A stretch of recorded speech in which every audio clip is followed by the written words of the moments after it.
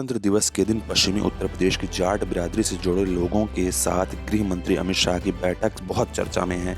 इसमें सबसे ज़्यादा चर्चा है भाजपा की ओर से रालोद को साथ आने के दिए गए प्रस्ताव को लेकर। दरअसल भाजपा मानती है कि चुनाव से पहले चौधरी अजीत सिंह की मौत के बाद जाट बिरादरी में आरएलडी और इसके मुखिया जयंत चौधरी के पक्ष में सहानुभूति है। आरएलडी ने इस बार सपा के साथ गठबंधन किया है। ऐसे में पार्टी को डर है कि जयंत के पक्ष में जाट बिरादरी के एक पक्ष की सहानुभूति का लाभ कहीं सपा को न मिल जाए। भाजपा एक क्षेत्र में जाट बिरादरी की सहानुभूति को आरएलडी तक ही सीमित रखना चाहती है। पश्चिमी उत्तर प्रदेश में जाट और मुस्लिम बिरादरी के 44% मतदाता हैं। अगर इन दोनों बिरादरी की सहानुभूति सपा और आरएलडी के गठबंधन के पक्ष में जाती है तो भाजपा के लिए मुश्किलें खड़ी होंगी। इस चुनाव में बीजेपी, एसपी, बसपा और आरएलडी के केंद्र में जाट बिरादरी है। इस बिरादरी के बीजेपी ने 17, आरएलडी ने 10, सपा ने 5 और बीएसपी ने 10 उम्मीदवारों को चुनाव मैदान में उतारा है। पिछले विधानसभा चुनाव में मुजफ्फरनगर दंगे ने जाट और मुस्लिम बिरादरी के बीच दरार डाल दी थी। इसी कारण भाजपा को इस क्षेत्र में 136 में से 109 सीटों पर जीत हासिल हुई थी। भाजपा इस चुनाव में भी जाट और मुसलमान के बीच खाई को बनाए रखना चाहती है।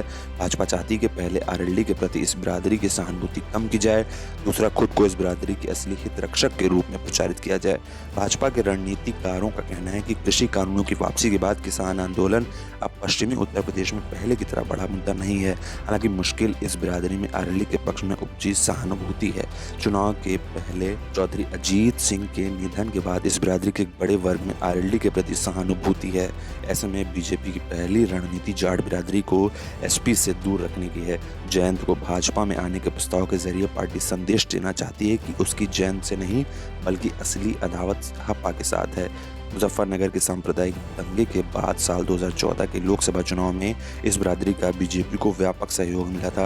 ये सिलसिला 2017 के विधानसभा और 2019 के लोकसभा चुनाव में भी जारी रहा।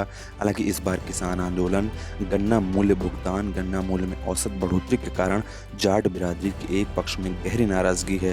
भाजपा मतदान से पहले इस नाराजगी को खत्म करना चाहती है। इस चुनाव में भी बीजेपी ने इस बिरादरी के सबसे ज्यादा 17 उम्मीदवारों को मैदान में उतारा है। इसके जरिए पार्टी ये संदेश देना चाहती है कि भाजपा जाटों को राजनीतिक नेतृत्व देने के मामले में अन्य दलों से काफी आगे है।